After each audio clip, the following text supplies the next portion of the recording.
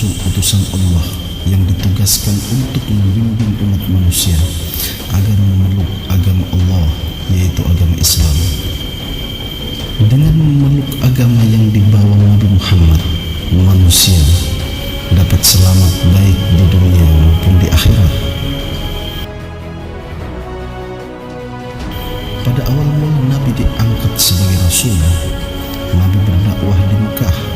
Saat itu Nabi mengalami banyak rintangan dan ujian.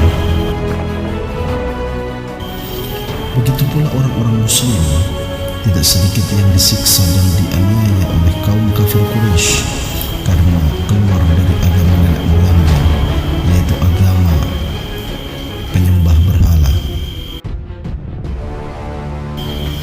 Kemudian, setelah kurang lebih 13 tahun lamanya Nabi berdakwah di Mekah, Allah akhirnya memerintahkan Nabi untuk hijrah dari Mekah ke Yathrib, atau yang kemudian dikenal dengan nama Madinah.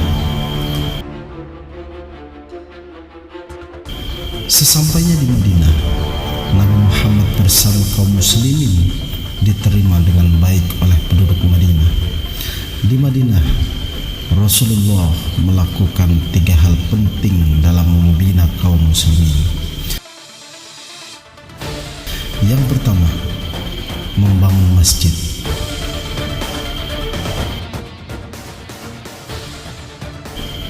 Rasulullah dan kaum muslimin, baik Ansor maupun Muhajirin, saling bergotong royong membangun masjid.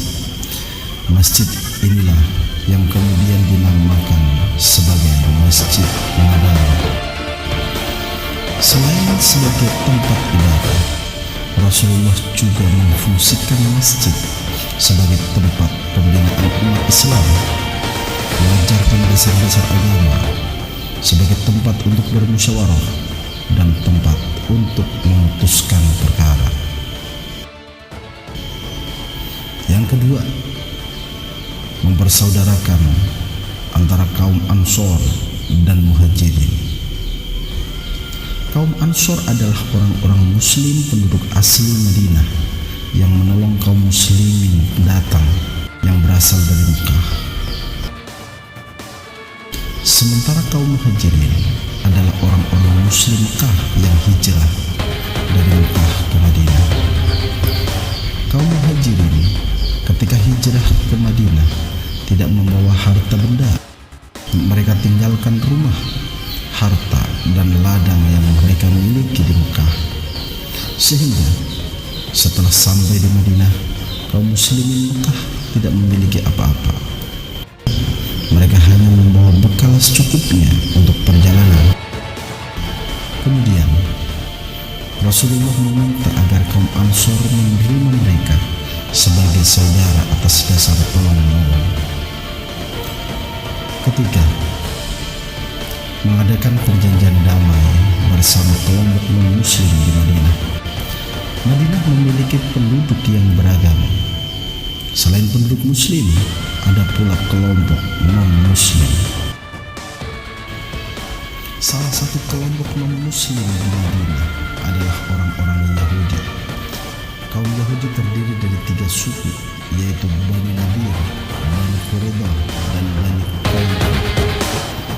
Rasulullah kemudian membuat kesepakatan dengan penduduk non-muslim.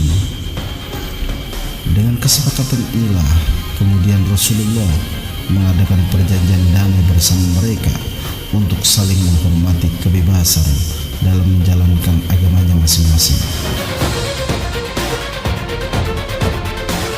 Perjanjian itu selanjutnya dikenal dengan nama Piagam Madinah.